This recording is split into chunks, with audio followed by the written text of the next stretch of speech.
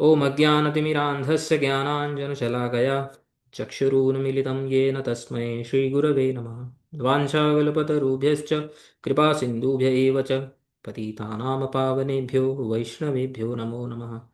नमो महावदन्याय कृष्णप्रेमप्रदायते कृष्णाय कृष्णचैतन्यनामिने गौरत्तुषे नमः। तप्तकाञ्चन गौराङ्गी राधे वृन्दावनेश्वरी वृषभानुसुते देवी प्रणमामि हरिप्रिये। हे कृष्ण करुणा सिंधो दीनबंधो जगत्पते गोपेश गोपिकाकांत राधाकांत नमोस्तुते।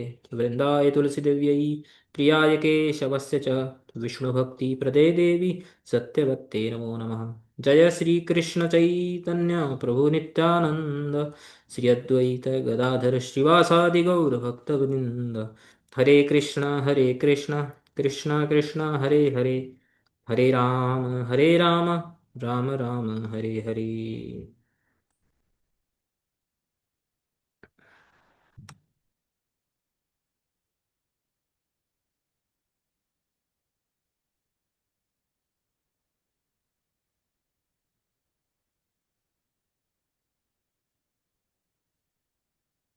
स्क्रीन दिखाई दे रही? हाँ। ठीक है। ठीक है। ये श्रीमद् भागवतम जैसे मैंने बताया एक पुराण है, श्री वेद व्यास द्वारा अ, रचित।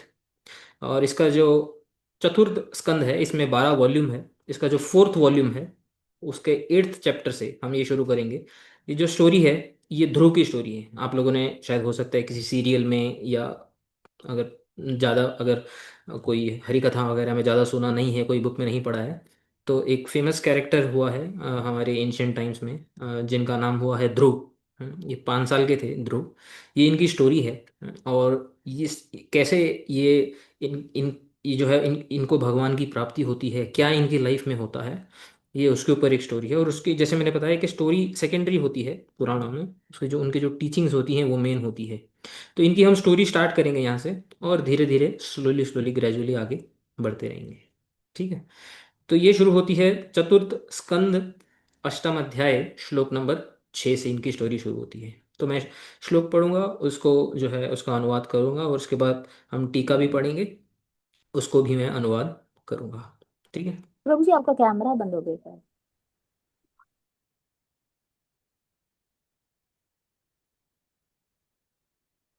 हम्म। ठीक है। ऐसा कुछ होगा तो बता देना, शायद उसका कनेक्शन लूज है। ठीक है।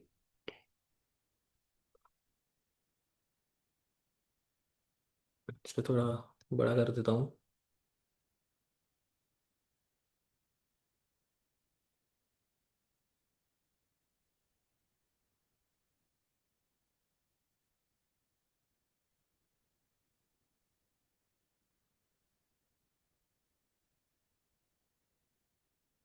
ठीक। अथातः कीर्तये वंशं पुण्यकीर्ते कुरुद्वः स्वयंभुवस्यापि मनोर्हरेरंशांस जन्मनः। देखो, ये जो कन्वर्सेशन चल रहा है, ये कन्वर्सेशन चल रहा है दो पुरुषों, दो महापुरुषों के बीच में। एक है मैत्रेय मुनि। मैत्रेय मुनि जो हैं वो व्यासदेव जो हैं, व्यासदेव को तो जानती है ना, जिन्होंने सब शास्त्र वगैरह लिखे हैं, उनके जैसे आप बोल सकते हैं क्लासमेट हैं मैत्रेय मुनि। और एक है विदुर। महाभारत में अगर आपने देखी होगी, टीवी में भी महाभारत अगर, तो उसमें 3 भाई थे, धृतराष्ट्र, पांडु और विदुर। धृतराष्ट्र के 100 पुत्र थे, दुर्योधन इत्यादि, दुर्योधन दुशासन। पांडु के 5 पुत्र थे, युधिष्ठिर, भीम, अर्जुन, नकुल, सहदेव। और एक एक दासी पुत्र भी थे, son of a maid servant, जिनका नाम था विदुर। विदुर नीति उनके नाम से भी एक नीति है, बहुत फेमस है। तो जो विदुर हैं, विदुर और मैत्रेय के बीच में एक कन्वर्सेशन हो रहा है। हम्म, तो यहाँ पे मैत्रेय जो हैं वो विदुर को बोल रहे हैं, कुरु उद्वह। कुरु उद्वह विदुर जी का नाम है। ठीक है। बोलते हैं, हे विदुर, हे कुरुद्वह। ये जो श्लोक होता है ना, ये श्लोक का जो पढ़ने का जो सीक्वेंस होता है ना, उसको बोलते हैं अन्वय। बेसिकली जो जिस जिस तरह से श्लोक लिखा होता है ना, जरूरी नहीं है कि वो जो लिखा हुआ सीक्वेंस रीडेबल हो, इजीली रीडेबल हो। संस्कृत के जो श्लोक होते हैं ना, उन श्लोकों को नॉर्मली टेक्स्ट रीडेबल, जैसे टेक्स्ट हम रीड करते हैं ना कोई भी लैंग्वेज का, इंग्लिश हिंदी का जैसे हम रीड करते हैं, उस सीक्वेंस में जब हम वर्ड्स को डालते हैं ना, उस सीक्वेंस में वर्ड्स को डालने का जो प्रोसेस है उसको बोलते हैं अन्वय। तो जब भी आप श्लोक के नीचे इस शब्द को देखोगे अन्वय, ये क्या है कि ये जो श्लोक है, इस श्लोक का जो रीडेबल सीक्वेंस है, ये सबके सब वर्ड्स जो हैं वो इसके अंदर है, बट एक ऐसे सीक्वेंस में है जिसको आप एक सेंटेंस के जैसे रीड कर सकते हो। इसमें कुछ कुछ और भी वर्ड्स हो सकते हैं, जैसे कोई कोई वर्ड जो इन्फर किया गया है, जो डायरेक्टली श्लोक के अंदर नहीं है, बट जैसे ना इम्प्लाई जिसको बोलते हैं, इम्प्लाइड, इम्प्लाइड कुछ कुछ वर्ड्स होते हैं, वो भी ऐड करके एक पूरा रीडेबल सेंटेंस बनता है। तो यहाँ पे इस श्लोक में और नीचे अन्वय में जितने भी आप वर्ड्स देखेंगे सब सेम होंगे। The only difference will be this will be in the readable order. ठीक।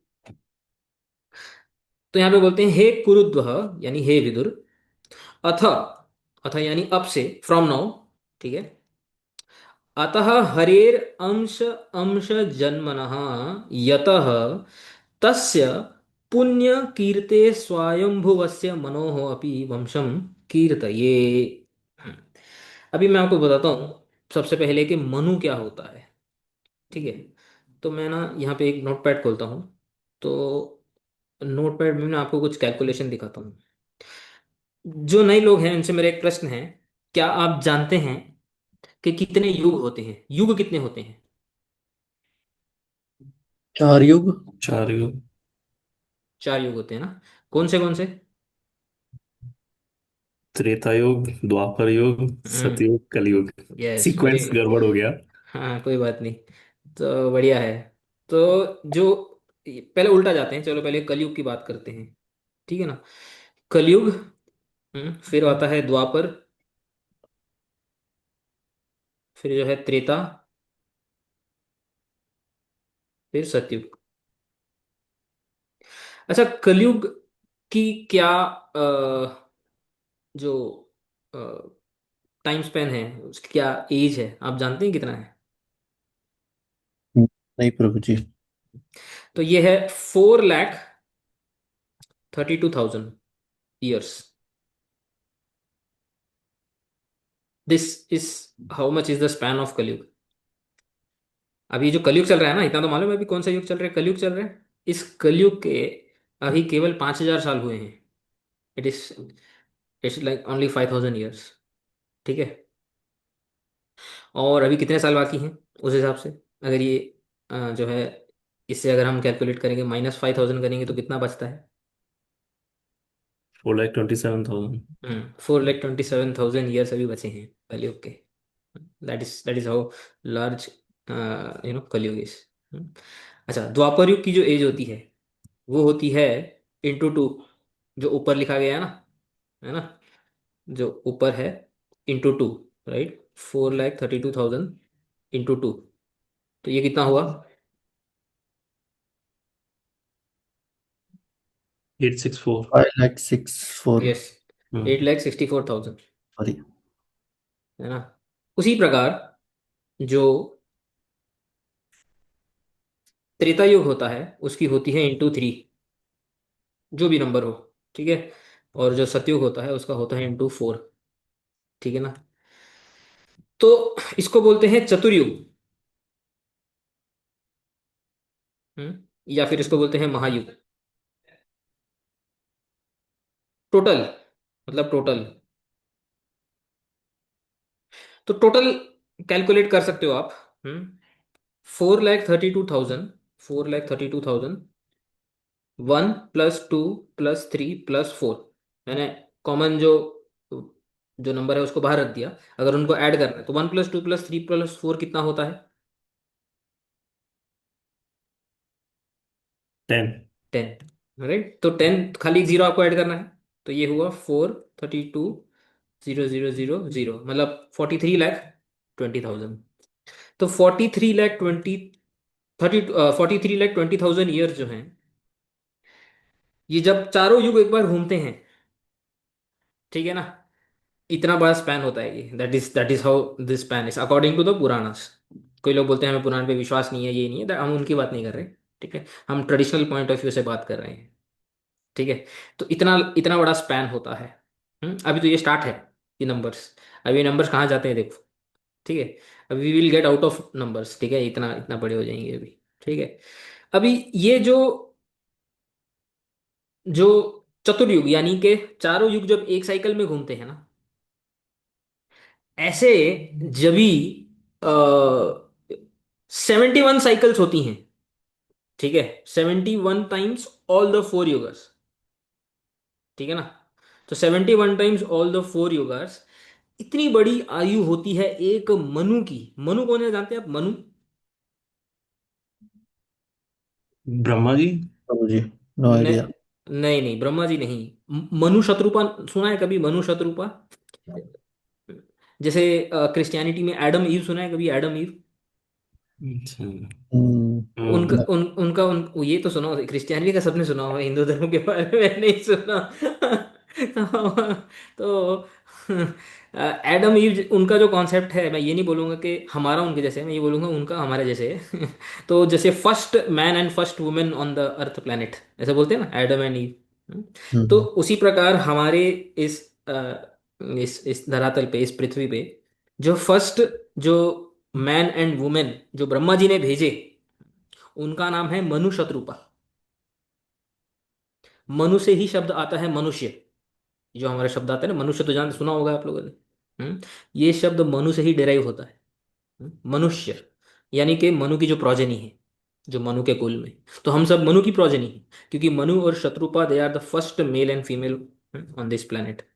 ठीक है, तो Manu, right, life of a Manu, या इन जनरल देवता, किसी भी देवता जैसे इंद्र देवता, वायु जो सब ऊपर स्वर्ग में रहते हैं ना, उनकी लाइफ कितनी है? उनकी लाइफ है 71 इंटू 1 चतुर्युग। मतलब समझ गए कितनी लाइफ है? अभी हम कैलकुलेशन के बाहर चले जाएंगे, इसको इसको खाली मल्टीप्लिकेशन में ही रखेंगे। ठीक है ना, कि जो भी नंबर है वो बाद में हम कैलकुलेटर में कर सकते हैं। तो यहाँ पे एक मनु यानी, एक जैसे मान लो इंद्र, इंद्र जो बारिश करते हैं, जो बरसात करते हैं, वायु जो हैं the God of air, Varun the God of water, है ना, ये जो देवता हैं, अग्नि द गॉड ऑफ फायर, ये सब की जो आयु है, जो लाइफ स्पैन है, ये इतनी है। यानी कि सतयुग, त्रेता, द्वापर और कलयुग, ये चारों, ये जो महायुग है, ये जब 71 टाइम्स घूमते हैं, that is how long they live. आ गया समझ में? ठीक है, अभी आगे, अभी कैलकुलेट करते हैं 1 डे ऑफ ब्रह्मा जी। ठीक है, ब्रह्मा जी इनसे भी ऊपर है। 1 day of Brahma ji calculate कर रहे हैं, life of Brahma ji calculate नहीं कर रहे हैं। ठीक है, 1 day of Brahma ji is equal to 14 into this number.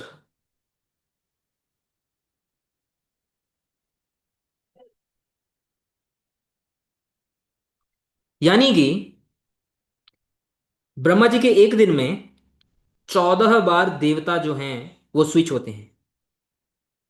That is 1 day of Brahma.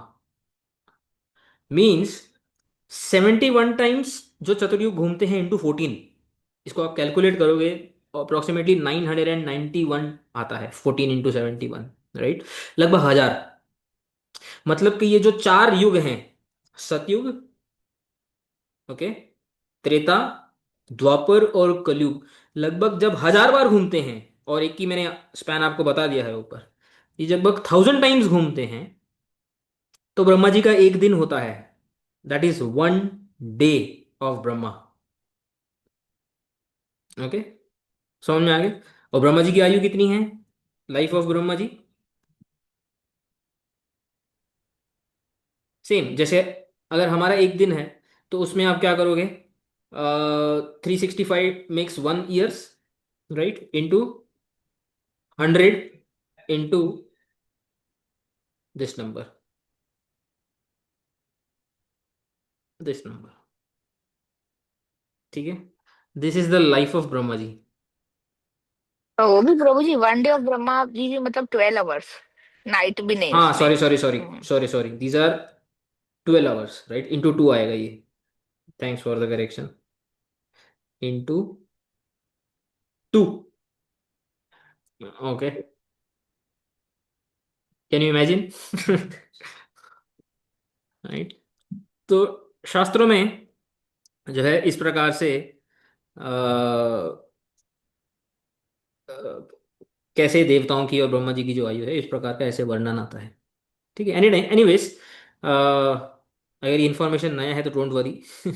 ऐसे बहुत सारे इन्फॉर्मेशन होते हैं शास्त्र में जो जब हम पहली बार सुनते हैं, ये सुनते हैं, थोड़ा आउट ऑफ द ब्रेन चला जाता है। होता क्या है कि ना, इससे थोड़ा ब्रेन खुलता है। कभी कभी हम लोग क्या होते हैं कि हम अपने ही जीवन को लेकर के इतने इतने बिजी और इतने फ्रस्ट्रेटेड और इतने जो हैं इन्वॉल्व होते हैं, जो एक यूनिवर्स का कितना स्पैन है और यूनिवर्स कितना बड़ा है, right? और यूनिवर्स में क्या क्या क्या क्या हो रहा है, तो उसका थोड़ा आइडिया लगने से हमें पता चलता है कि हम कितने छोटे हैं। और क्योंकि हम कितने छोटे हैं तो हमारी प्रॉब्लम्स कितनी छोटी है, लेकिन वो छोटी सी प्रॉब्लम हम कितना बड़ा कर देते हैं, राइट। ये एक रियलाइजेशन होता है just by this, just by knowing these numbers. So knowing these numbers is not to put you in wonder, it's to make you understand how big the universe is, right. There is so much to learn and there is so much to know, right. और हम अपने छोटे से जीवन में एक, बोलते हैं ना, एक कूप मंडूक, ऐसे ही कहते हैं, मेंढक जो होता है वो कुएं में बस उतनी ही लाइफ है उसकी, हम ऐसे रहते हैं। तो शास्त्र जो है हमारा जो दिमाग है उसको खोलते हैं।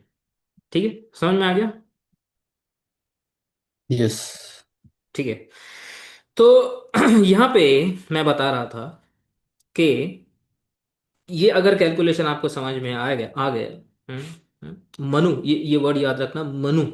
ठीक है। अच्छा, ब्रह्मा जी के एक दिन में कितने मनु होते हैं? अभी मैंने क्या बताया यहाँ पे, एक दिन में कितने मनु चेंज होते हैं? 14। 14, 14, राइट। तो ब्रह्मा जी सोचो कितने बिजी हैं। एक, जैसे मनु का चेंज होना, जैसे फॉर एग्जांपल आप ऐसे सोच सकते हो कि जो ऊपर जो मिनिस्टर्स हैं, जैसे ये सब मिनिस्टर्स का काम करते हैं जैसे वर्ल्ड को गवर्न करने का, है ना। तो जैसे हमारे 5 साल में मिनिस्ट्री चेंज होती है ना, तो ब्रह्मा जी के एक दिन में 14 बार मिनिस्ट्री चेंज होती है। 14 बार कौन इंद्र की पदवी पे आएगा, कौन वरुण की पदवी पे आएगा, कौन अग्नि की पदवी पे आएगा, वहां पे ना जो इंद्र जो हैं, इनकी पदवी पे जो बैठे हुए हैं ना, वो भी हमारे जैसे कोई है, बट ये है कि उन्होंने कुछ तो पूर्व सुकृति की है, इसकी वजह से वो उतने लेवल पे पहुंच सके हैं। ठीक है ना। तो उनकी भी लाइफ होती है, उनकी भी लाइफ एंड होती है, और उनकी लाइफ के एंड के बाद जो है वो वापस से मनुष्य जन्म में लेते हैं इस पृथ्वी के ऊपर। ये कॉन्सेप्ट है जिसको हम आगे जाके कभी किसी और टाइम डिस्कस करेंगे। तो पॉइंट ये कि ब्रह्मा जी के एक दिन में 14 टाइम्स ये जो सॉर्ट ऑफ जो स्वर्ग इत्यादि इत्यादि की जो मिनिस्ट्री है ये चेंज होती है। So how busy Brahma ji must be in a day. 14 बार जो है देवताओं को अदली बदली करना, उनको बिठाना, उनको ये करना, right. So that is one day of Brahma ji, जिनमें 14 मनु आते हैं। तो 14 मनु जो होते हैं ना, उनके नाम दिए गए हैं शास्त्रों में। जो फर्स्ट ब्रह्मा जी के दिन का जो फर्स्ट मनु होते हैं, उनका नाम होता है स्वयंभू मनु। क्या नाम होता है? स्वयंभू। स्वयंभू मनु। स्वयंभुव, स्वयंभुव मनु। मनु। ठीक है। ये इन्हीं की स्टोरी हम यहाँ पे पढ़ रही हैं, स्वयंभुव मनु। ये जो नाम आया ना, स्वयंभुव मनु। ठीक है, तो यही बताने के लिए मैंने आपको जो है ये एक्सप्लेनेशन दिया। समझ में आ गया? ठीक है। तो अब ये श्लोक क्या बोलता है? हे विदुर, पुण्य कीर्ति। पुण्य कीर्ति मतलब जिनकी कीर्ति पुण्य है, जिनकी एक्टिविटीज पुण्यवान है, जिन्होंने अच्छे पुण्य किए हैं, जिन्होंने अच्छे कर्म किया है, ऐसे ऐसे स्वयंभुव मनु का वंश के बारे में मैं कीर्तन करूंगा, यानी कि मैं डिस्क्राइब करूंगा। कीर्तन का अर्थ होता है डिस्क्राइब, ठीक है, डिस्क्रिप्शन देना। ठीक है। अभी मूविंग अहेड, इस पॉइंट से मैं क्या करूंगा?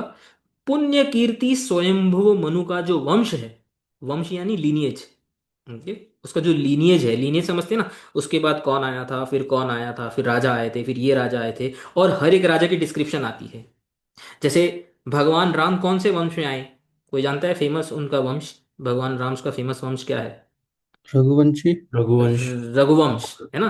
तो रघु, रघु के वंश में भगवान राम आए थे, है ना। तो वंश का मतलब होता है लीनिएज, है ना। तो उस लीनियज को मैं डिस्क्राइब करूंगा।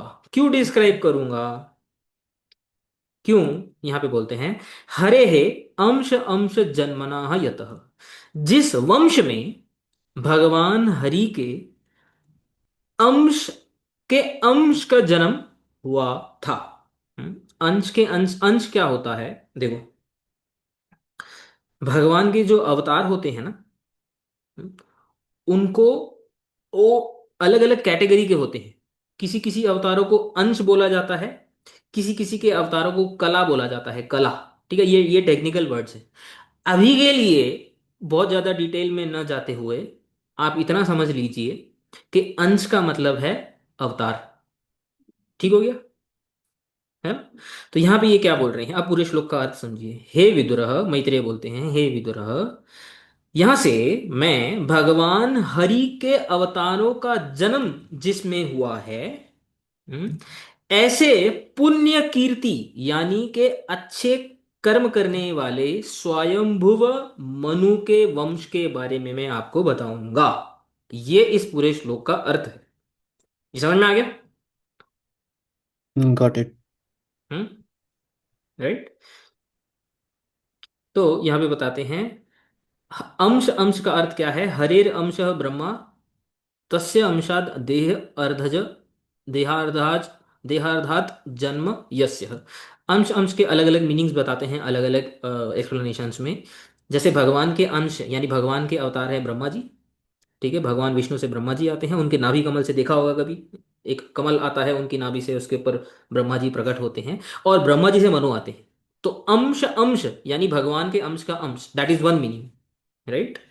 भगवान के अंश यानी ब्रह्मा जी, और उनके अर्ध, ब्रह्मा जी से मनु और शत्रुपा ब्रह्मा जी के बॉडी से आए थे, आदि बॉडी से मनु आए थे, आदि बॉडी से शत्रुपा। तो इसलिए यहाँ पे लिखा हुआ है देह अर्धात, अर्ध, अर्ध यानी आधे देह से जिनका जन्म हुआ है, ऐसे Manu. That is one meaning. ठीक है। याद रखना कि शास्त्र हमारे बहुत ही क्या बोलते हैं, इन ये जो संस्कृत वर्ड्स होते हैं इनके मल्टीपल मीनिंग्स होते हैं। There are various meanings in each and every word. तो कभी कभी आप देखोगे मल्टीपल मीनिंग्स आ रहे हैं, तो सब ऐसा नहीं है कि ये राइट है वो रॉन्ग है, ये राइट है वो रॉन्ग है, ऐसा नहीं होता है। All the meanings are can be correct at the same time. तो दूसरा अर्थ बताते हैं दूसरी टीका में, शारदार्थ दर्शनी टीका में श्री विश्वनाथ चक्रवर्ती ठाकुर बताते हैं, ये भावार्थ दीपिका श्रीधर स्वामी की टीका है। तो सारार्थ दर्शनी टीका में बोलते हैं, हरेर अंश अंशानाम। तो यहाँ पे अंश, अंश जो है वो उसको प्लूरल में लेते हैं, बहुवचन में लेते हैं। फिर वो बताते हैं कौन से भगवान के अंश हैं, कपिल, दत्तात्रेय, यज्ञ, पृथु, ऋषभ इत्यादि नाम जन्म यतः। तो बहुत ही भगवान के नाम आपने सुने होंगे, जैसे कपिल भगवान, कपिल देवहूति, सुना है कभी कपिल भगवान? हम्म। जैसे दत्तात्रेय तो सुना होगा आप लोगों ने, दत्तात्रेय। हाँ जी। ये भी भगवान के अवतार हैं। और यज्ञ, पृथु, पृथु महाराज के बारे में कभी सुना है? नहीं सुना है, तो पृथु भी भगवान के अवतार हैं। ऋषभ इत्यादि ये सब भगवान के अवतारों के नाम हैं। तो स्वयंभू मनु के कुल में, उनके लीनिएज में जो है, इतने सारे भगवान के अवतार हुए थे। हम्म। तो यहाँ पे एक बहुत इंपॉर्टेंट पॉइंट है, यहाँ पे इस पहले ही श्लोक में, शास्त्रों में हमारे, स्पेशली हमारे भागवत पुराण में, जिन भी राजा का लीनिएज के बारे में डिस्क्रिप्शन आता है ना, वो स्पेशली उन उन राजाओं के बारे में आता है जिन जिन राजाओं के कुल में भगवान के अवतार हुए थे। क्योंकि श्री भागवत पुराण में भगवान की महिमा का गान किया गया है मुख्य रूप से। यहाँ पे एक सूक्ष्म पॉइंट, एक हिडन पॉइंट ये है कि यदि हम लोगों को आपस में अगर कुछ डिस्कस करना है, तो हम लोगों को जो भगवान की क्रियाएं हैं, जैसे भगवान ने अवतार लेके जो जो जो जो क्रियाएं किया है, की हैं, उनको हमें डिस्कस करना चाहिए। इससे हमारा मंगल होता है, इससे हमारा जो है, हमारे जीवन में बहुत कुछ सीखने को मिलता है, और हमारे जीवन को एक जो है मार्ग दिखाई देता है, पर्पस दिखाई देता है हमारे जीवन में, और उससे हम अपने जीवन का मंगल कर सकते हैं। तो क्योंकि भगवान के अवतार इस वंश में आए हैं, इसीलिए मैं इस वंश का कीर्तन कर रहा हूं, वरना किसी राजा के बारे में कुछ बोलने का मेरा अभिप्राय वो नहीं है। मेरा अभिप्राय क्या है, भगवान के बारे में बोलने के लिए। इसीलिए जब भी हम अपना मंगल चाहते हैं, हम अपना वास्तविक मंगल चाहते हैं, तो भगवान के बारे में डिस्कस करना चाहिए। That is the hidden intention here. तो भगवान के बारे में डिस्कस करने से, भगवान के अवतारों के बारे में डिस्कस करने में ही हमारा मंगल है। ये इस श्लोक का टेक अवे है। समझ में आ गया? हाँ प्रभु जी। हाँ। तो फास्ट तो नहीं जा रहा मैं ज्यादा? नहीं नहीं। सही। ठीक है। तो ये पहला श्लोक था। ठीक है, तो पहले श्लोक में इन्होंने बोला था कि अथ अथ कीर्तये अतः, इसलिए मैं पुण्य कीर्ति जो है स्वयंभू मनु है उनके वंश के बारे में जो है चर्चा करूंगा, जिनके वंश में भगवान के जन्म अवतारों का जन्म हुआ था। ठीक है, अब आगे बढ़ते हैं। अब यहाँ से स्टोरी स्टार्ट होती है। दूसरे श्लोक में बोलते हैं, यानी कि जो अध्याय का जो 7वां श्लोक है। ठीक है। प्रियव्रतोत्तानपादौ शतरूपापतेः सुतौ वासुदेवस्य कलया रक्षायां जगतः स्थितौ। देखो यहाँ पे क्या बोल रहे हैं। वासुदेव, वासुदेव किसका नाम है? कृष्ण जी कृष्ण का। जी। उनको वासुदेव क्यों बोलते हैं, जानते हैं वासुदेव क्यों बोलते हैं? Any idea? नहीं। उनके न- पिताजी का नाम क्या है? वासुदेव जी, लेकिन ये तो प्रहलाद जी के समय में था ना पहले भी। क्या? वासुदेव नाम तो प्रहलाद जी के समय से है ना, लेकिन। हाँ वो तो, लेकिन भगवान का जो अवतार होता है, भगवान का अवतार नित्य होता है, मतलब एक बार नहीं होता है। भगवान का अवतार बार बार बार बार होता है। तो हमारे पॉइंट ऑफ व्यू से जो प्रहलाद का अवतार, आप जैसे सोच रहे हो कि प्रहलाद का अवतार कृष्ण जो नरसिंह अवतार जो है कृष्ण के अवतार से पहले हुआ था, ऐसे सोच रहे हो ना आप, है ना? तो फिर वासुदेव नाम कैसे प्रयोग है? Very good question, good logical question है ये। तो देखो, भगवान कृष्ण का अवतार एक बार नहीं होता है, नरसिंह भगवान का अवतार एक बार नहीं होता है। ये जैसे साइकिल में ये टाइम घूमता है ना, जैसे जैसे हमारे सनातन धर्म में टाइम साइक्लिक है। किसी भी और धर्म की अगर आप बात करेंगे ना, क्रिश्चियनिटी, इस्लाम इत्यादि, कोई भी अगर आप धर्म ले लेंगे ना, वहाँ पे टाइम लीनियर है। लीनियर मतलब स्टार्ट होता है और एंड हो जाता है, ऐसा उनका टाइम, उनके टाइम की डेफिनेशन ऐसी है। हमारे यहाँ पे काल की डेफिनेशन अलग है, इट इज़ वेरी डिफरेंट, ये सर्कुलर है ना? जैसे ये अभी मैंने बताया ना, चारों युग साइकिल में घूमते हैं। फिर उसके बाद जो है देवताओं आते हैं जाते हैं, ब्रह्मा जी भी साइकिल में घूमते हैं, ब्रह्मा जी भी जब भी उनकी आयु हो जाती है फिर दूसरे कोई ब्रह्मा जी आ जाते हैं। सो that is how eternal, the time is eternal, eternal in the sense ये चलता रहता है, ये साइकिल चलती रहती है। तो भगवान के अवतार एक बार हुए ऐसा नहीं है। अभी जो श्री कृष्ण का अवतार हुआ है 5,000 साल पहले, उसके पहले भी श्री कृष्ण का अवतार हुआ था। हम्म? तो श्री कृष्ण का जब अवतार होता है तो उनके जो जेल में पैदा होते हैं, आप जानते हैं ना, श्री कृष्ण तो जेल में पैदा होते हैं, उनका जेल में जन्म जन्म होता है, तो उनके माता पिता का नाम क्या होता है? वासुदेव एंड वासुदेव नहीं, वसुदेव। व वसुदेव। और वा, देर इज अ डिफरेंस। ठीक है ना? तो वसुदेव के पुत्र वासुदेव। ये संस्कृत ग्रामर से डिराइव होता है। तो जो वसुदेव अगर बोलेंगे तो श्री कृष्ण के पिता। हम्म, उनसे जो नाम डिराइव होता है, जिसे वासुदेव बनता है, वो श्री कृष्ण का नाम है। समझ में आ गया? और उनकी माता जी का नाम क्या है श्री कृष्ण की?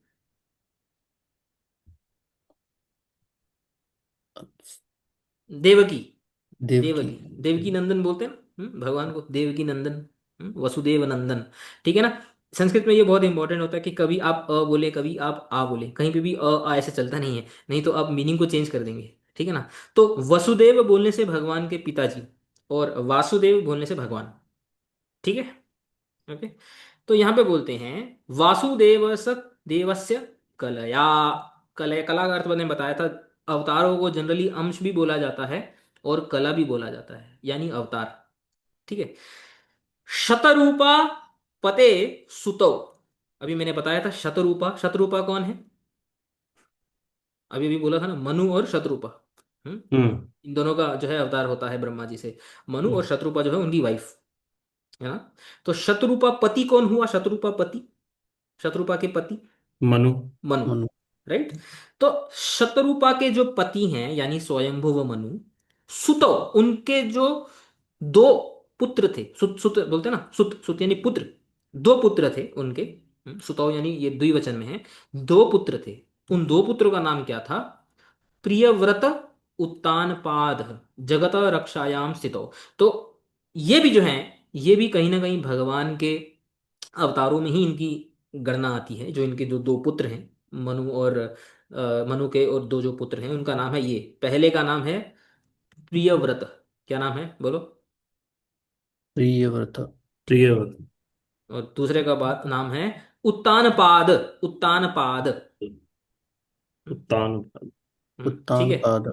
तो ये जो दो हैं ये किसके पुत्र हैं? मनु और शत्रुपा। मनु और शत्रुपा के। मनु और शत्रुपा कहाँ से आए? ब्रह्मा जी से। हाँ ब्रह्मा जी। जी से। ब्रह्मा जी कहाँ से आए? विष्णु जी से। विष्णु से। भगवान से। समझ में आ गया? हम्म। ये लीनियज समझ में आ रहा है अभी आपको? हम्म। ठीक है। ओके। तो जगत रक्षायाम स्थितो, जगत की रक्षा करने के लिए यानी यानी जगत का पालन करने के लिए भगवान ने ऐसी अरेंजमेंट बनाई थी। यानी ब्रह्मा जी के बाद जो है मनु और शत्रुपा, और उनके जो दो पुत्र हैं प्रियव्रत और उत्तानपाद। ठीक है, धीरे धीरे लीनियज समझ में आ रहा है? हम्म, ठीक है। तो यहाँ पे उनके दो पुत्र थे ऐसा बताया। हम्म, अभी हालांकि प्रियव्रत हम्म, प्रियव्रत बड़े भाई हैं। टेक्निकली पहले प्रियव्रत के लीनियज के बारे में बोलना चाहिए था, बट यहाँ पे उत्तानपाद के लीनियज के बारे में बोलते हैं। कारण एकदम बाद में आता है, वो मैं अभी बता देता हूँ। कारण ये है कि ध्रुव का जो चरित्र है वो बोलने की जो मैत्रेय मुनि के अंदर जो उत्तेजना हो रही थी, यानी कि जो एक्साइटमेंट हो रही थी ध्रुव का चरित्र बोलने के लिए, इसलिए उन्होंने जो जनरल सीक्वेंस होता है बड़े भाई का पहले बोलना छोटे भाई का बाद में बोलना, उसको उल्टा कर दिया। और पहले जो उत्तानपाद है उनके लीनियज के बारे में पहले बोलने लगे। हम्म, समझ में आ रहा है? तो अब भगवान भगवान के बाद ब्रह्मा जी के बाद मनु के बाद प्रियव्रत और उत्तानपाद उनके दो पुत्र। और उनमें से जो उत्तानपाद है, उत्तानपाद की जो फैमिली है अभी उसके बारे में डिस्कशन आ रहा है। क्लियर? क्लियर। गुड। जाये उत्तानपादस्य सुनीतिषु रुचिस्तयोः सुरुचि प्रेयसी पत्युः नेतरायत्सुतो ध्रुव। अब यहाँ से स्टोरी थोड़ी इंटरेस्टिंग होती है। अभी तक तो खाली नाम ही आ रहे थे। ठीक है। अब और भी थोड़े नाम आएंगे। नाम से धीरे धीरे धीरे फेमिलियर हो जाएंगे, बट नाम भूल भी गए तो कोई चिंता की बात नहीं है, याद आ जाएगा। बोलते हैं उत्तानपादस्य जाये। उत्तानपाद की दो पत्नियां थी। पहले पहले आपको पता है राजा महाराजा मल्टीपल विवाह करते थे। उत्तानपाद की दो पत्नियां थी। उनका नाम क्या था? सुनीति और सुरुचि। ठीक है, सुनीति और सुरुचि, ये दो उनकी पत्नियां थी। पहले नाम सुनीति का आ रहा है तो सुनीति जो है वो बड़ी थी। ठीक है। और सुरुचि जो थी वो छोटी थी। ये दो पत्नियां थी। ठीक है। तो उत्तानपादस्य जाये सुनीति सुरुचि आस्ताम, यानी उसकी दो वाइफ थी, सुनीति और सुरुचि। तयो मध्य, उन दोनों में से, दोनों वाइफ्स में से पत्युहु, यानी जो स्वामी है यानी जो हस्बैंड है यानी उत्तानपाद जो है उनको सुरुचि प्रेयसी। सुरुचि जो है, सुरुचि बड़ी है छोटी है? छोटी है। छोटी। सुरुचि जो है वो प्रेयसी यानी ज्यादा अच्छी लगती थी। प्रिया प्रेयसी ऐसे शब्द आते हैं ना। सुरुचि जो है उसके साथ अटैचमेंट जो थी वो क्या थी? ज्यादा थी। हम्म। इतरा, इतरा यानी the other one. Other one यानी अन्या, जो अन्या जो दूसरी हैं। अन्या कौन सी हैं? सुनी थी। हाँ। यत सुतः ध्रुव, जिसके पुत्र का नाम है ध्रुव। यहाँ पे मेन तो ध्रुव की स्टोरी आ रही है, तो इसको ध्रुव को इंट्रोड्यूस भी कर रहे हैं यहाँ पे। तो जिनके पुत्र ध्रुव हैं, यानी किसके पुत्र ध्रुव हैं? उतानापाद। तो तानपाद के तो हैं। कौन सी हम्म। वाइफ के पुत्र हैं? सुरुचि छोटी है। ना, सुनीति। सुनीति। सुनीति, सुनीति। सॉरी सॉरी, हाँ। वो बोल रहे हैं इतरा यानी अन्या, यानी जो प्रिय है उसका नाम है सुरुचि। जो दूसरी वाली है यानी सुनीति, उसके पुत्र का नाम है ध्रुव। तो वो जो सुनीति है न प्रियतमा आसीत, वो उतनी प्रिय नहीं लगती थी उसको। तो ये प्रॉब्लम खाली आज की नहीं है, ये प्रॉब्लम पहले भी होती थी। फैमिली में पार्शल, एक को ज्यादा लाइक करना एक को कम लाइक करना, ऐसे हम सोचते हैं ना ये कलयुग की प्रॉब्लम्स है। ये तो देखो कौन से सतयुग के मतलब कितने पहले के, कौन से कितने पहले मनु की यहाँ पे स्टोरी आ रही है। वो डायरेक्ट भगवान के बाद ब्रह्मा जी के बाद मनु के बाद उत्तानपाद, लगभग जो है थर्ड फोर्थ जनरेशन की प्रॉब्लम है ये तो भगवान से। तो कभी कभी हम सोचते हैं कि ऐसी प्रॉब्लम्स खाली हमारे टाइम पे होती हैं। ऐसा नहीं है। ये प्रॉब्लम्स हर समय की हैं। तो आइडियली राजा को दोनों वाइफ को इक्वली ट्रीट करना चाहिए। यदि इक्वल ना भी हो तो अगर किसी को अच्छा ट्रीट करना है तो किसको ट्रीट करना चाहिए? बड़े को ट्रीट करना चाहिए ऑब्वियसली। यहाँ पे उल्टा ही हिसाब है। Because she was obviously, reason एक ही है, she was more beautiful, there is no other reason, right. जो सुरुचि है, सुरुचि जो छोटी वाली वाइफ है, because she was more beautiful, तो उत्तानपाद की जो आसक्ति सुरुचि में थी, सुनीति में नहीं थी। और ध्रुव किसके पुत्र थे? सुनीति। सुनीति। सुनीति। याद रखना, फिर से रिवाइज करते हैं। ठीक है ना। भगवान, भगवान के बाद मनु। ब्रह्म ना, भगवान के ब्रह्मा। बाद ब्रह्मा जी, ब्रह्मा जी ब्रह्मा के जी, बाद मनु, मनु। मनु और उनकी वाइफ शत्रुपा। शतरूपा। शत्रुपा। उनके कितने पुत्र? दो। दो। दो। नाम क्या प्रिय। है? प्रियव्रत प्रिय, प्रियव्रता। और प्रियव्रत, उत्तानपाद। कांता। च- उत्तानपाद की दो वाइफ का नाम? सुनीति सुरुचि। सुनीति और सुरुचि। ध्रुव किसके पुत्र हैं? सुनीति। सुनीति उल्टी, के। और उनको कौन अच्छी लगती थी? सुरुचि। सुरुचि। जी, और कौन अच्छी नहीं लगती थी? सुनीति। सुनीति सुनीति। कारण क्या था? ब्यूटीफुल। क्योंकि वो ब्यूटीफुल थी। सिंपल, इसमें कोई शर्माने की बात नहीं। शास्त्र जो है बहुत फ्रैंक होकर चीज़ों को डिस्क्राइब करते हैं, है ना। क्योंकि फ्रैंकली अगर चीज़ों को डिस्क्राइब नहीं करेंगे तो हमारी जो माइंड का जो स्टेट है, हमारे माइंड के अंदर जो अनर्थ होते हैं, वो कैसे बाहर आएंगे? वो कैसे हम उनको क्लियर करेंगे? समझ में आ गया? शास्त्र में डिस्क्रिप्शन बहुत क्लीन एंड क्रिस्प आती है, कोई घुमा फिरा के बात नहीं करते। राइट। ठीक है, आगे बढ़ते हैं।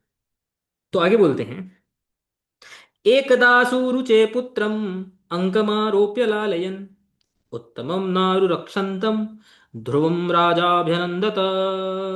एकदा, हमारे जैसे नॉवेल्स होते हैं ना, उसमें जब स्टोरी स्टार्ट चालू होती है ना, कैसे होते हैं? वंस अपॉन अ टाइम, ऐसे चालू होती है कि नहीं? हाँ? तो हमारे शास्त्रों में भी डिस्क्रिप्शन ऐसी आती है, एकदा, वंस अपॉन अ टाइम। एक टाइम पे क्या हुआ? बोलते हैं, राजा सुरुचेः पुत्रम उत्तमम अंकम आरोप्य लालयन। तो बोलते हैं, एक बार राजा, अभी कौन से राजा की बात हो रही है? उत्तानपाद। उत्तानपाद। संपादन। अब करेंटली राजा उत्तानपाद है, क्योंकि ध्रुव तो छोटे हैं, ही इज 5 years ओल्ड। ठीक है। तो एक एक बार राजा जो है, सुरुचि है पुत्रम, सुरुचि के पुत्र, इसका नाम अभी तक आया क्या सुरुचि के पुत्र का? नहीं। नहीं, अभी आ रहा है। उसका नाम था उत्तम। उत्तम, उत्तम नाम होता है ना, उत्तम, है ना। तो सुरुचि के पुत्र क्या नाम था? उत्तम। उत्तम। उत्तम। हम्म। एकदा राजा सुरुचेः पुत्रम उत्तमम, उत्तम को अंकम आरोप्य, अंकम आरोप्य, अंक का मतलब होता है गोद में, गोद में आरोपित करके, यानी गोद में चढ़ा करके, गोद में बिठा करके, लालयन यानी लाड करना, प्यार करना बोलते हैं ना, जैसे प्यार कर रहा था। तो एक बार राजा क्या कर रहा था? सुरुचि के पुत्र, यानी उत्तम को गोद में बिठाकर प्यार कर रहे थे ऐसे राजा। ध्रुवम आरुरुक्षंतम। हम्म यहाँ पे बताते हैं, ध्रुवम आरुरुक्षंतम, आरुरुक्षंतम यानी ध्रुव। अब अब 5 साल के बच्चे को तो इतना नहीं पता होता ना कि मेरे जो पिताजी हैं, हम्म, उनको कौन सी वाली जो है वाइफ अच्छी लगती है, कौन सी वाली वाइफ अच्छी नहीं नहीं अच्छी लगती है। 5 साल के बच्चे को क्या होता है? उसको बस ये पता है कि मेरा भाई पिताजी की गोद में जाके बैठा है, मुझे भी पिताजी की गोद में जाके बैठना है। ऐसा ध्रुव के अंदर इच्छा आई। तो जब उत्तम ऑलरेडी पिताजी की गोद में थे, तो ध्रुव ने क्या किया? आरुरक्षंतम, यानी उन्होंने भी अपने पिताजी की गोद में चढ़ने की इच्छा को जताया। कैसे बच्चा कैसे इच्छा जताता है? हाथ उठा के, है ना। बच्चा हाथ उठाते है कि नहीं? पिताजी को बोलते हैं कि मेरे को उठाओ। तो जब उसने ऐसी इच्छा जताई, न अभ्यनंदत, राजा ने उसको एंटरटेन नहीं किया। सोचो, can you imagine the scenario? अपना ही पुत्र है, लेकिन क्योंकि ध्रुव किसका पुत्र है? सुनीति। सुनीति का। हाँ। उसको इग्नोर कर रहा है। और जो सुरुचि का पुत्र है उत्तम, उसको प्यार कर रहा है। This is the situation. यहाँ से इस सिचुएशन से स्टोरी शुरू होती है। हम्म, समझ में आ रहा है? तयोः प्रिय अप्रियत्वे प्रपंचयन। पिछले श्लोक में बताया था ना, पिछले श्लोक में क्या बताया था कि कौन सी पत्नी प्रिय थी राजा को? सुरुचि। सुरुचि। सुरुचि। कौन सी पत्नी प्यारी नहीं थी राजा को? सुनीति। सुनीति। ये जो प्रिय और अप्रियत्व है, एक को लाइक करना एक को लाइक नहीं करना, प्रपंच यानी नहीं, इसको इलेबोरेट कर रहे हैं इस श्लोक में। पिछले श्लोक में जो बताया उसको और इलेबोरेट कर रहे हैं। कैसे इलेबोरेट कर रहे हैं? ध्रुव चरितम, चरितम आह पंचभीर अध्याय, 5 अध्याय में ध्रुव का चरित्र जाता है। ठीक है। बोलते हैं, सुरुचे पुत्रम उत्तम संज्ञम लालयन, उत्तम संज्ञम यानी सुरुचि का पुत्र, उसका नाम था उत्तम, उसको प्यार कर रहे थे। ना अभ्यनंदत ना अंगी अकरोत। भाव प्रकाशिका, भाव दीपिका प्रकाश एक और टीका है, वंशीधर आचार्य हैं उनकी। तो यहाँ पे बताते हैं ना अभ्यनंदक नंदत का अर्थ बताते हैं ना अंगी अकरोत, मतलब उनको अंगीकार नहीं किया, उसको एक्सेप्ट नहीं किया उसने। समझ में आ गया?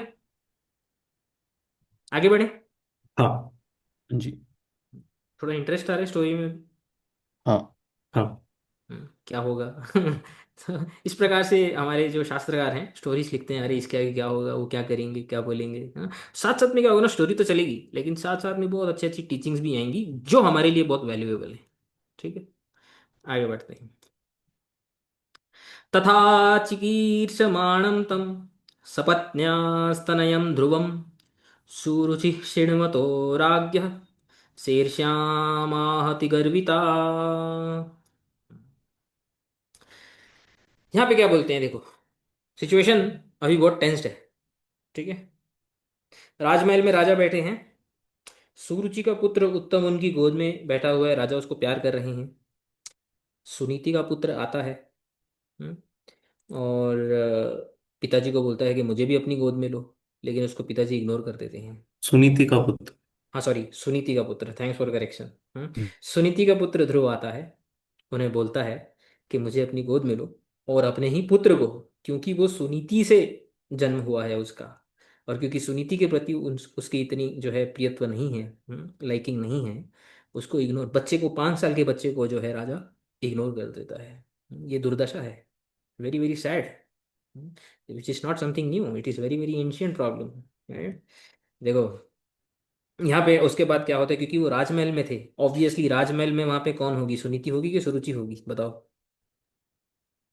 दोनों। सुरुचि। सुरुचि, वहां पे सुरुचि थी। सुरुचि ज्यादा डियर थी तो उसको ज्यादा प्रिविलेजेस थे। तो ये सब सीन सुरुचि के सामने हो रहा था, सुनीति को कुछ नहीं मालूम है क्या आ रहा है। सुनीति अपने कमरे में है, because he was not very dear, raja most of the time he spent with Suruchi. समझ में आ गई? तो वहां पे सुरुचि थी, तो यहाँ पे क्या बोल रहे हैं, सुरुचि ने, उसके मन में क्या आया, ठीक है ना, सुरुचि के मन में उसका कैरेक्टर कैसा था, अब सुरुचि का कैरेक्टर बता रहे हैं। ठीक है ना, क्या सोच रही है यहाँ पे बताते हैं। सपत्न्या, सपत्नी, सपत्नी मीन्स जैसे अ, एक ही पति की जो दो पत्नियां होती हैं ना, उनका आपस में सपत्नी का रिलेशन होता है, सेम, मतलब जैसे कि जिनका पति सेम है। तो सुरुचि की सपत्नी कौन हुई, सुनीति, और सुनीति की सपत्नी कौन हुई, सुरुचि। ठीक है, तो सपत्न्याः तनयम तम ध्रुवम तथा चिकीर्षमाणम शृण्वतः राजाः समीपे अतिगर्विता सुरुचि स ईर्ष्यम आह। यहाँ पे देखो क्या बोल रहे हैं,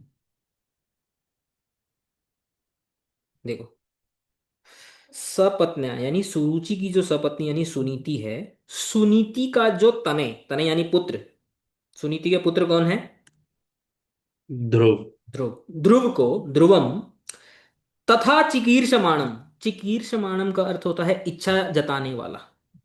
ध्रुव क्या इच्छा जता रहा था, गोद में बैठने की। बोध। गोद में, राजा के गोद में चढ़ने की, इसलिए बोलते चिकीर्षमाणम को इलेबोरेट करते हैं टीका में। जो टीका होती है ना, जो अभी आपने इन्फर किया, इम्प्लाई किया ना, जो उसी को इलेबोरेट करते हैं नीचे, बोलते हैं चिकीर्षमाणम मतलब किस चीज की इच्छा जता रहा था, अंक आरोहणम, अंक का मैंने अर्थ बताया था गोद, गोद में आरोह यानी चढ़ने की जो इच्छा जता रहा था, ऐसे ध्रुव को, हम्म, तो अपनी सपत्नी सुनीति के पुत्र ध्रुव को राजा की गोद में चढ़ने की इच्छा जताते हुए देखकर, सुरुचि ने देखा कि ध्रुव भी जो है वो राधा की गोद में चढ़ने की इच्छा कर रहा है, राज्ञः शृण्वतः यानी राजा के सामने, राजा सुन रहा है, अभी वो जो बोलेगी, अभी उसने बोलना प्रारंभ नहीं किया, लेकिन अभी बता रहे हैं कि अब जो सुनीति बोलेगी, सॉरी सुरुचि जो बोलेगी, ये राजा के सामने बोलेगी, और everything is happening in front of the eyes of the king. राज्ञ समीपे अति गर्वित, गर्वित किसको बोलते हैं, गर्व किसको बोलते हैं, गर्व, गर्भवती। गर्व नहीं, गर्व, गर्व, प्राउड। प्राउड, प्राउड होता है ना, गर्व हाँ। से, अभिमान, अहंकार, है ना। तो बहुत ही प्राउडली जो है सुरुचि स ईर्ष्याम आह, ईर्ष्या मालूम है किसको बोलते हैं, ईर्ष्या, ईर्ष्या शब्द सुना है, jealous. Jealousy, jealousy. Yes, enviousness. स ईर्ष्याम, ईर्षा खाते हुए, किससे ईर्षा खा रही थी वो ऑब्वियसली? ध्रुव। ध्रुव से या फिर उसकी माता सुनीति। सुनीति से। सुनीति से ईर्षा खाने वाली सुरुचि ध्रुव को बोलने लगी। अब याद रखना, ध्रुव पिताजी की गोद में चढ़ने का प्रयास कर रहे हैं। क्यों? क्योंकि उत्तम, सुरुचि के जो पुत्र हैं, वो ऑलरेडी पिताजी की गोद में हैं। और ऐसे ध्रुव को पिताजी की गोद में चढ़ते हुए देखकर राजा के सामने, ये बहुत इंपॉर्टेंट है, श्रीणवतः राजा सुन रहा है, और राजा के सामने ही, समीप में ही जो है, बहुत गर्व से और सुनीति से ईर्षा करती हुई सुरुचि ध्रुव को बोलने लगी। 5 साल का जो ध्रुव है उसको वो बोलने लगी, और वो क्या बोलने लगी, ये बहुत इंपॉर्टेंट है। हम्म, ठीक सुरुचि है। क्यों ईर्षा करती है? लाइक वो तो फेवरेट ऑलरेडी है। हाँ, तो जो ईर्षा करते हैं उनका नेचर ही ईर्षा करना होता है, क्योंकि दे आर अच्छा। इनसिक्योर। हम्म। आप समझते हो? जो जिसका नेचर ईर्षा करना होता है ना, उसको यदि वो पदवी मिल भी जाए, जिस पदवी को वो लाभ कर रहा है, उसको प्राप्त करने के बाद भी because of their insecurity, insecure समझते हैं ना, कि ये चीज जा सकती है, राइट? राजा तो कभी भी उसका माइंड बदली हो सकता है। विच इज वाई एक एक कहावत है इंग्लिश में, an envious always remain envious, right? एक जो एनवियस व्यक्ति होता है ना, जो किसी से ईर्षा करता है, वो हमेशा उसका नेचर एनवी का ही रहता है। उसको कुछ चीज प्राप्त हो जाए तो भी, प्राप्त नहीं हो तो भी, she is always jealous, always. तो यहाँ पे बताते हैं, अति गर्विता सुरुचि स ईर्ष्याम आह, ईर्षा करते हुए ध्रुव को बोलने लगी। हम्म, अब वो क्या बोलने लगी? देखो यहाँ पे क्या बोलती है। कंटिन्यू करें कि स्टॉप करें? आप लोग की कैपेसिटी नहीं नहीं, और, कंटिन्यू करते हैं। कंटिन्यू हाँ, करते हैं। कैपेसिटी है सुनने की कि हाँ हाँ। मतलब हाँ ऊपर हाँ। से जा रहे हैं? नहीं नहीं, बिल्कुल। कंटिन्यू करते बढ़िया। तो चलो अब थोड़ा बहुत और करते हैं। जब ऐसा लगेगा कि ज़्यादा हो जाएगा तो हम इसको स्टॉप कर देंगे। वैसे भी थोड़ा 15-20 मिनट कंटिन्यू करते हैं, फिर देखते हैं। ठीक है, बीच में पूछता रहूंगा। अब इस श्लोक से, श्लोक नंबर 11 से सुरुचि ध्रुव को बोल रही है। सिचुएशन क्या है? ध्रुव पिताजी के पास जाने की इच्छा व्यक्त कर रहे हैं, पिताजी ने उनको इग्नोर कर दिया है, और सुरुचि उनसे ईर्ष्या खाते हुए, ध्रुव और सुनीति से ईर्ष्या खाते हुए, बड़े गर्व के साथ, अभिमान के साथ राजा के सामने ध्रुव को बोल रही हैं। अब वो क्या बोल रही हैं, वो ये श्लोक से आता है, देखो। न वत्स नृपते धृष्ण्यम भवानारोढ़ुमर्हति, न गृहीतो मया यत्त्वं कुक्षावपि नृपात्मजः। सुरुचि बोलती है, हे वत्स, वत्स बोलते हैं ना, हे पुत्र, ऐसा बोलते हैं कि नहीं, सुना? हे वत्स, हे पुत्र, मेरी बात सुनो। क्या बोलती हैं वो? भवान नृप आत्मज अपि नृपते धिष्ण्यम आरोढ़ुम न अर्हति, यत यस्मात् त्वं मया कुक्षाव न गृहीत। Just listen to these words, आपको समझ में आएगा कि सुरुचि का कैरेक्टर कैसा है। सुरुचि का कैरेक्टर तो जैसा है, राजा का भी कैसा कैरेक्टर है वो भी समझ में आएगा आपको, उत्तानपाद का। यहाँ पे क्या बोलते हैं, देखो। हे वत्स, सुरुचि बोल रही है ध्रुव को, सुनीति के पुत्र को। हे वत्स, भवान यानी तुम, यानी जैसे बोलते हैं ना तू, ठीक है, तुम नृप आत्मज अपि, ये नृप आत्मज एक कंपाउंड वर्ड है, संस्कृत में बहुत कंपाउंड वर्ड्स होते हैं। नृप आत्मज का पहले मैं आपको मतलब समझाता हूँ। नृप का अर्थ होता है राजा, उसमें भी दो वर्ड्स हैं। नृ, नृ का अर्थ होता है नर, नर बोलते हैं ना, नर, है ना? जैसे भगवान नरसिंह, उनको नृसिंह भी बोलते हैं, यानी नर प्लस सिंह, यानी कि मैन प्लस लायन, इसलिए उनका नाम है नरसिंह। तो नृ का अर्थ होता है अ, मनुष्य, यानी लोग, राइट? प, प का मीनिंग होता है पालने, जो नरों को पालन करता है। कौन करता है? राजा। हम्म? जो कि मैनेज करता है, गवर्न करता है, मनुष्यों को जो गवर्न करता है। इसलिए राजा का एक सिनोनिम है नृप। समझ में आ गया? हम्म। आत्मज, अब संस्कृत में आत्म, आत्मा के भी बहुत सारे अर्थ होते हैं। आत्मा एक तो जो हमारी अंदर जो आत्मा होती है उसको भी आत्मा बोलते हैं। जो परमात्मा है यानी भगवान है, उनको भी आत्मा शब्द से संबोधित किया जाता है। जो मन है उसको भी कभी कभी आत्मा बोला जाता है, और जो बॉडी है हमारी फिजिकल बॉडी, उसको भी आत्मा बोला जाता है। तो आत्मा के बहुत सारे मीनिंग्स होते हैं, बेस्ड ऑन कॉन्टेक्स्ट उसका अर्थ निकाला जाता है। तो यहाँ पे आत्मा का मीनिंग है बॉडी, ठीक है, शरीर। राजा के शरीर से ज यानी जन्म, जिसका जन्म हुआ है, हम्म? नृप आत्मज यानी राजा का पुत्र। समझ में आ गया अभी? नरों को पालन करने वाला यानी जो राजा उत्तानपाद है, उसकी आत्मा यानी पुत्र का जन्म किससे होता है? पिता के शरीर से होता है, राइट? वीर्य जो होता है पिता का, वो माता के गर्भ में जब जाता है तो उससे पुत्र का जन्म होता है। तो राजा के शरीर से हम्म, जिसका जन्म हुआ है यानी राजा का पुत्र, नृप आत्मज यानी राजपुत्र। नृप आत्मज इज इक्वल टू राजपुत्र। समझ में आ गया? हम्म ठीक है ना? तो यहाँ पे सुरुचि क्या बोल रही हैं? हे वत्स, भवान नृपात्मजो अपि। अपि का अर्थ होता है even though. Even though you are the son of the king, no doubt about that, still, still जो है वो इंप्लाइड है, स्टिल नृपते है यानी जो राजा है, धिष्ण्यम आरोढ़ुम न अर्हति यानी उसकी गोद में चढ़ने के तुम योग्य नहीं हो। अर्हति यानी योग्य, न अर्हति यानी योग्य ना होना। You are not qualified to get on to the lap of the king. Even though you are the son of the king, you are not qualified to get onto the lap of the king. Why? Hmm? यस्मात, because, यस्मात का अर्थ होता है because, त्वम यानी तुम, hmm? मया कुक्षाव न गृहीता यानी तुमने मेरे गर्भ को ग्रहण नहीं किया है, इसकी वजह से। Just try to understand the sentiment here. Suruchi क्या बोल रही है देखो, तुम राजा के पुत्र हो, वो चलेगा। जैसे हमारी लैंग्वेज में ना, वो भाड़ में गया। That I don't care, right? किसके सामने बोल रही है? इसलिए लास्ट श्लोक में ये बहुत इंपॉर्टेंट था, राज्ञा समीपे। सोच रहे हो उसकी डेयरिंग, देख रहे हो? मतलब राजा उससे कितना आसक्त है, उसको कितना राजा ने जो है अलाउ किया है हम्म, अपने आप को एक्सप्रेस करने के लिए। लुक एट द डेयरिंग, उसकी क्या डेयरिंग हो रही है। तो राजा के ही सामने राजा की दूसरी वाइफ के पुत्र को वो क्या बोलती है? हे वत्स, हे पुत्र, भवान नृपात्मजो अपि, आप नृपात्मज हो, आप राजा के पुत्र हो, लेकिन उससे आपका राजा की गोद में चढ़ने के योग्य आप हो ऐसा मत समझना। Don't think like that. न अर्हति तुम योग्य नहीं हो, यस्मात बिकॉज त्वम मया कुक्षा न गृहीत तुमने मेरे गर्भ से जन्म नहीं लिया है, तुमने मेरे गर्भ को ग्रहण नहीं किया है, इसकी वजह से। समझ में आ गया? हम्म? गर्भ उक्तिम एव आह त्रिभी, तीन श्लोकों में जो सुरुचि हैं बड़े गर्व से तीन श्लोक बोलती हैं। ये फर्स्ट श्लोक है, तो बोलते हैं तीन श्लोकों में सुरुचि अपना गर्व को व्यक्त करती है।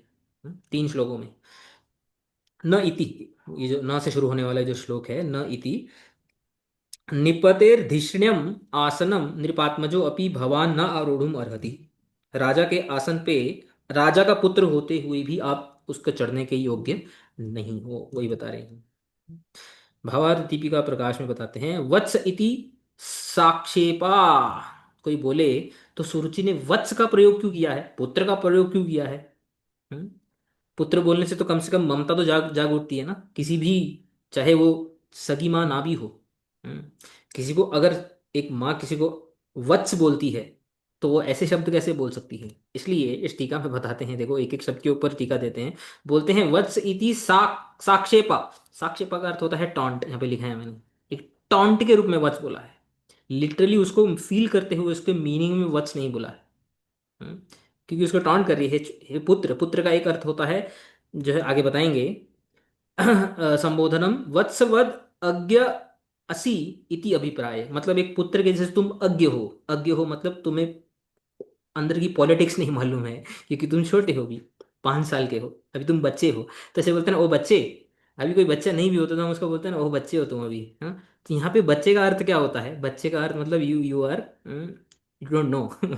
तुम अभी ये जानते नहीं, हैं? तो उस सेंस में उसने वत्स का प्रयोग किया है।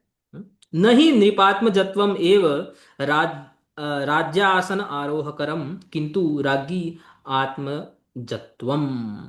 बोलते हैं कि राजा का पुत्र होने से राज्य आसन में चढ़ने की योग्यता नहीं मिलेगी, मेरे पुत्र होने से तुम्हें राज्य के राजा के आसन में चढ़ने की योग्यता मिलेगी। नृपात्म जत्वस्य दास्यादि पुत्रे अपि संभवाद इति अभिप्राय है। बोलते हैं कि राजा का पुत्र होने से तुमको दास भी बनाया जा सकता है।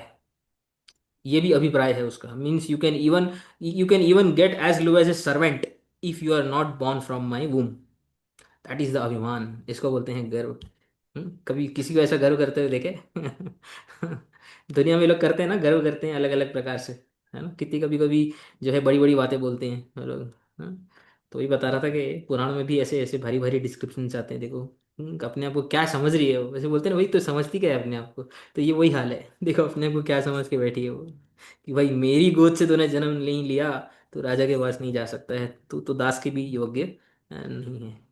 ये भावना से समझ में आया? हाँ जी। प्रभु श्री भावार्थ दीपिका प्रकाश किसका है मतलब? ये भावार्थ दीपिका के ऊपर इलेबोरेशन है, एक टीका है, ये वंशीधर एक आचार्य हुए हैं, उनकी है, जो श्रीधर स्वामी की जो भावार्थ दीपिका है उसको और इलेबोरेट करते हुए एक कमेंट्री लिखी है, अलग से कमेंट्री। ओके। फिर अगले श्लोक में लास्ट के 2 श्लोक पढ़ते हैं, फिर इसको एंड कर देंगे। हाँ, कि जो सुरुचि ने जो जो ध्रुव को बोला है उसको पढ़ के इसको आज की सेशन को एंड करते हैं। फिर 12वें श्लोक में बोलते हैं, बालोऽसि बतनात्मानम् अन्य स्त्री गर्भ संभृतम नूनम वेद भवान यस्य दुर्लभे अर्थे मनोरथः।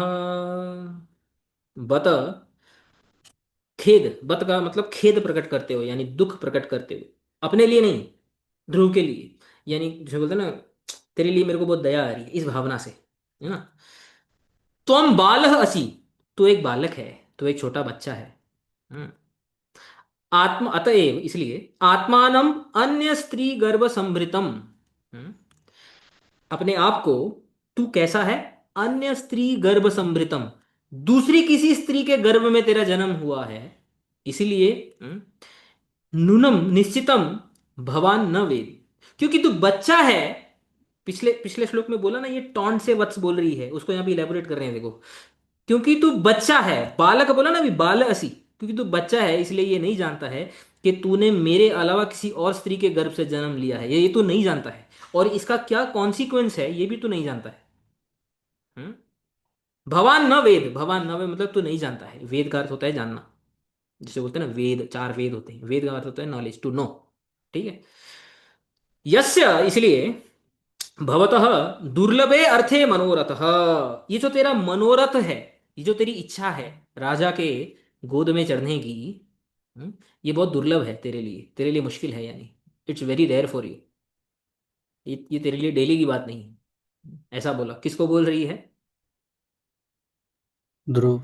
ध्रुव को। ध्रुव को। सुरुचि बोल रही है ना। इसलिए समझ में आया, पिछले श्लोक में उसने वत्स बोला था, वो टॉन्ट था, वो इस श्लोक से क्लियर होता है कि तू बच्चा है। वत्स यानी बच्चा है, यानी तू अज्ञानी है, तू नहीं जानता है कि तूने किसी और स्त्री के गर्भ से जन्म लिया है। इसलिए राजा की गोद में चढ़ने की ये जो तेरी अभिलाषा है, ये जो तेरा मनोरथ है, बहुत दुर्लभ है तेरे लिए। इतनी आसानी से फुलफिल नहीं होगा। हम्म। तो फिर कैसे फुलफिल होगा? क्वेश्चन ये होता है, तो फुलफिल कैसे होगा? गेस करो कैसे फुलफिल होगा। उनके गर्भ से जन्म। देखो क्या बोलेगी आगे। हम्म, इसलिए तू काम कर। हम्म, अगर तेरे को ये जो दुर्लभ, जो ये जो तेरी इच्छा है राजा के गोद में चढ़ने की, अगर तेरे को इसको पूरा करना है ना, मैं तेरे को एक सजेशन देती हूँ, बोलती है तीसरे श्लोक में। 3 श्लोक बोलेगी ना वो, 2 श्लोक हो गए। अब तीसरे श्लोक में वो उसको सजेशन, इसका सॉल्यूशन दे रही है उसके हिसाब से। तो एक काम कर, वो क्या बोलती है, तपसाराध्य पुरुषम तस्यैवानुग्रहेण में गर्भे त्वं साधयात्मानं यदीच्छसि नृपासनम। देखो, यदि, अगर, त्वम, तू, नृप आसनम इच्छसि, नृप आसनम यानी राजा की गोद की इच्छा रखता है। राजा के ऊपर, राजा के ऊपर, राजा की गोद में चढ़ने की यदि तू इच्छा रखता है, राजा के आसन में, राजा जहां पे बैठे हैं उस आसन में यदि चढ़ने की इच्छा रखता है, इफ, तदा, हम्म, तरही तपसा पुरुषम आराध्य। पुरुष, यहाँ पे पुरुष का अर्थ यहाँ पे बताएंगे, पुरुषम ईश्वरम, टीका में क्लियर करते हैं। जब जब मल्टीपल मीनिंग वाले वर्ड जाते हैं ना, यहाँ डिफिकल्ट मीनिंग वाले वर्ड जाते हैं, तो उनको टीका में क्लियर किया जाता है। पुरुषम यानी ईश्वरम, तरही तपसा यानी तपस्या के द्वारा, ईश्वरम आराध्य, एक काम कर, तू भगवान की आराधना कर। हम्म? तस्य एव अनुग्रहेण, अनुग्रहेण यानी उनकी कृपा से, उनके आशीर्वाद से, जब तू भगवान को संतुष्ट करेगा तपस्या से, भगवान जब संतुष्ट हो जाएंगे, हम्म, तो उनकी कृपा से आत्मा नाम में गर्भे साधय, तो भगवान को बोलना कि हे प्रभु, आप मेरे को सुरुचि के गर्भ में जन्म दो। जब तू ऐसा बोलेगा भगवान को, फिर जब तेरा जन्म वापस मेरे गर्भ में होगा, तब तू राजा के जो है गोद में चढ़ने के योग्य होगा। Can you imagine? ये गर्भ की सीमा है, ये दिस इज लिमिट। तो देखो यहाँ पे टीका में और डिटेल में बताते हैं। पुरुषम आराध्य इति स्वस्या भक्तम मन्येयम राज्ञा सन्निधौ न तु वस्तुतो हरिभक्ता इयम। देखो, अभी जब कोई किसी को बोलता है कि तू भगवान की आराधना कर, यानी उसको भक्ति करने के लिए बोल रहे हैं। जनरली ऐसी जो बातें हैं वो जो भक्त बोलते हैं ना, एक भक्त जो है दूसरे दूसरे को बोलेगा तू हरि की भक्ति करो। हरि की भक्ति, जैसे हम बोलते हैं दूसरों को हरि भक्ति करो, है ना, क्योंकि हम हरि भक्ति करते हैं। दूसरों को भी बोलते हैं हरि भक्ति करो, इससे जीवन सफल होगा। तो वो ना अपने आप को हरि भक्त पोट्रे कर रही है। पोट्रे का अर्थ समझते हैं, मतलब दिखावा, अपने आप को एक भक्त होने का दिखावा कर रही है राजा के सामने। वस्तुतः हरिभक्त नहीं है वो, she is not devotee of Krishna, क्योंकि डिवोटी ऑफ हरि का ये स्वभाव नहीं होता है, ऐसा अहंकार नहीं होता है एक भक्त के अंदर। एक भक्त के अंदर यदि इतना अहंकार है तो उसकी भक्ति करना को कोई फायदा नहीं है। There is no meaning to his bhakti. एक एक कैरेक्टर होता है भक्त का। तो अपने आप को भक्त दिखा रही है, ऐसा बोलते हैं। न तो वस्तु तो हरि भक्ता इयम, ये कोई वस्तुता एक्चुअली एक्चुअली में कोई हरि भक्ति इसके अंदर है नहीं, ये सिर्फ अभिमानवश बोल रही है। क्या बोल रही है? त्वम आत्मानं मम गर्भे साधय साधय इति संप्रति एव त्रिचतुरै पंचशैर्वा व्रतैर मद्गर्भ प्राप्ति साधनैर हरिम संतोष्य त्वम शीघ्रम म्रियस्व। देखो वो क्या बोलती है, इसके बोलने का अर्थ क्या है कि 3 4 5 6 जो है व्रत कर, जो भी वेदों में व्रत बताए जाते हैं, ऐसा व्रत कर, ऐसा व्रत कर। जब तेरा व्रत सक्सेसफुल हो जाएगा तो भगवान से प्रार्थना कर कि पहले तू मर जाए, क्योंकि दूसरा जन्म लेने के लिए पहले इस जन्म में तो मरना पड़ेगा ना। सडनली थोड़ी तो दूसरा दूसरा जन्म हो जाएगा। जस्ट इमेजिन, चीजें तो इन्फरेंट है। जब वो बोल रही है कि मेरे गर्भ से जन्म ले, means you die, first you die, okay, and then you ask the lord to give me birth in my womb, तभी तो होगा ना, नहीं तो कैसे होगा? तो ऐसे कुछ व्रत कर जिससे तू मर जाए, ठीक है, भगवान हरि को संतुष्ट करके। फिर तू जब मर जाएगा, त्वं मातरम अहम रुदतिम पश्यायम इति एवं तव च मम च सुखम भवति इति भाव। जो मैंने पहले बताया था ना, ईर्षा, ईर्षा का प्रश्न आपने पूछा था, उसको ईर्षा क्यों है? ईर्षा अभी भी है। अब वो जता रही है उसको, उसकी माता से भी ईर्षा है उसको। क्यों है? बोलती है जब तू मर जाएगा तो तेरे को भी खुशी होगी, मेरे को भी खुशी होगी। तेरे को क्यों खुशी होगी? क्योंकि तेरे को राजा के आसन में चढ़ना है। तू भगवान को बोलेगा अगले जन्म में मुझे मेरी गर्भ में जन्म दे, मेरे गर्भ में जन्म लेने के लिए, तो तेरी तेरी भी इच्छा पूरी और मेरे को भी खुशी होगी। क्यों? क्योंकि जब तू मर जाएगा, जो तेरी माता है सुनीति, उसको दुख होगा। जब वो दुखी होगी तो उसको देख के मेरे को सुख होगा। राइट? तो उसको देख के मेरे को सुख होगा, इसलिए मेरे को भी सुख और तेरे को भी सुख। समझ में आ गया? तो त्वत मातरम, तेरी जो माता है, अहम रुदतीम पश्यायम, जब मैं उसको रोते हुए देखूंगी, इति एवं तव च मम च सुखम, तेरे को भी सुख है, ठीक है, और मेरे को भी सुख है। इति भाव, ये उसका भाव है, दैट इज हर मेंटालिटी। समझ में आया? ठीक है। हम्म, तो क्विकली रिवाइज करते हैं। तो विष्णु, भगवान विष्णु से किनका, कौन आते हैं नाभि कमल से? ब्रह्मा जी। ब्रह्मा जी के बाद मनु। मनु, अ, उनकी वाइफ शत्रुपा। शत्रुपा। शत्रुपा। और स्वयंभू मनु के 2 पुत्र कौन हैं? प्रिय प्रिया। तथा प्रिय, तनपाद। प्रिय, प्रियव्रत, प्रियव्रत। प्रियव्रत। प्रियव्रत और उत्तमान पाद। उत्तानपाद। तान पाद। तनपाद। उत्तानपाद। अब ये किसकी स्टोरी चल रही है? ये ध्रुव चल जी। रही है उत्तान पाद। हाँ, उत्तानपाद। उत्तानपाद की 2 पत्नियों का नाम? सुरुचि सुनीति। सुरुचि। सुनीति सुरुचि। सुनीति। हाँ, सुनीति बड़ी है, सुरुचि हम्म, छोटी है। फिर ज्यादा डियर कौन है? सुरु सुरुचि। सुनीति के पुत्र का नाम क्या है? ध्रुव। ध्रुव। नहीं, हाँ ध्रुव, हाँ। ध्रुव, राइट राइट। और सुरुचि के पुत्र का नाम? उत्तम। उत्तम। उत्तम। सीन क्या हो रहा है कि राजा के गोद में कौन है ऑलरेडी? उत्तम। उत्तम। इच्छा कौन कर रहा है? ध्रुव। ध्रुव। तो सुरुचि राजा के सामने जो है ध्रुव को बोल रही है, क्या बोला उसने कि जो है, क्योंकि तू राजा के पुत्र है, इसकी वजह से तू राज्य आसन में चढ़ सकता है, ऐसा नहीं है, तेरे को हम्म मेरा पुत्र होना पड़ेगा। और ये तू नहीं जानता है, क्योंकि तू छोटा है। क्योंकि तू छोटा है तो ये नहीं जानता, ये काम कर, एक मैं तेरे को सॉल्यूशन देती हूँ, तू जा भगवान की आराधना कर। किसके, सोचो, भगवान की आराधना होती है मोक्ष प्राप्ति के लिए, है ना, जीवन को सफल। वो बोलती है कि मेरे को प्राप्त करने के लिए भगवान की आराधना करते, कि कितना अभिमान। हाँ, वो बोलती है कि भगवान से आराधना कर, भगवान से प्रार्थना कर कि तू पहले मर जाए, फिर जब तू मर जाएगा, फिर बोलना कि अगला जन्म मेरे को सुरुचि के गर्भ में चाहिए, फिर तू जो है पापा के गोद में चढ़ने के लायक होगा। जस्ट इमेजिन, कोई अगर ऐसे शब्द सुन ले तो क्या होगा, राइट। तो इस प्रकार से जो है सुरुचि की जो सजेशन है, वो ये है। तो यहाँ पे हम इसको एक ब्रेक देते हैं यहाँ पे, बहुत ज़्यादा आगे जाएंगे तो ज़्यादा हो जाएगा एक ही दिन में। हाँ, तो यहाँ पे आपको कोई डाउट इसके पहले कि हम समाप्त करें? नो प्रभु जी। नहीं, कुछ संस्कृत पढ़ते हुए कोई डिफिकल्टी तो नहीं हो रही, मतलब जो मैं समझा रहा हूँ, are you able to understand it? हाँ, आप हाँ, अर्थ समझा रहे हैं तो वैसा है, पढ़ने बोलेंगे तो हम नहीं पढ़ पाएंगे, ऐसा है। नहीं नहीं नहीं, पढ़ने तो कोई बोलेगा भी नहीं। हाँ, तो बट अभी ऐसा ज़्यादा कुछ अजीब नहीं लग रहा ना? नहीं एक नहीं। फ्लो लग रहा है अभी, राइट? राइट। हम्म सही है। तो ऐसे हम जाएंगे, देखो ये बहुत ब्यूटीफुल स्टोरीज होती हैं, बहुत जो है पावरफुल स्टोरीज होती हैं, इनके पीछे के जो अर्थ होते हैं, जो मीनिंग्स और टीचिंग्स, स्पेशली जो इंस्ट्रक्शंस होते हैं हमारे लिए ना, बहुत ज़्यादा पावरफुल होता है। खाली ऐसे नहीं कि स्टोरी सुन के मज़ा आ गया, ऐसे नहीं। हाँ, ये जो जैसे हम मूवी देखते हैं ना, स्टोरी चल रही है मज़ा आ गया, वैसा नहीं है ये। इसके हम्म। पीछे इतनी अच्छी अच्छी इंस्ट्रक्शंस आएंगी, जिसको हम अगर लाइफ में फॉलो करने का प्रयास करें, उसको अपने लाइफ में जो है ढालने का प्रयास करें, तो हमारी लाइफ बहुत ज़्यादा जो है चेंज होती है।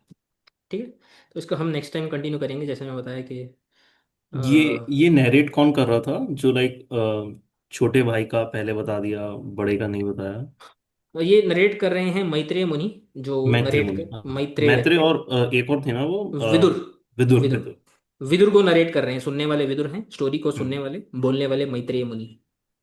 तो स्वयंभू स्वयंभू मनु, स्वयंभुव मनु, स्वयंभुवा मनु। मनु ये पहले मनु हैं। जैसे मैंने बताया, ब्रह्मा जी के हम्म दिन में, एक दिन में 14 मनु जो हैं, हम्म वे चेंज होते हैं। तो फर्स्ट जो उनके जो मनु होते हैं ब्रह्मा जी के दिन के, तो उनका नाम हम्म होता है स्वयंभुव मनु। ठीक हम्म है, तो ये उनकी स्टोरी को डिस्क्राइब कर रही है। हम्म, ठीक है, ठीक। मैं रिकॉर्डिंग को स्टॉप करता हूँ। वाञ्छाकल्पतरुभ्यश्च कृपा सिन्धुभ्यैव च पतितानां पावनेभ्यो वैष्णवेभ्यो नमो नमः।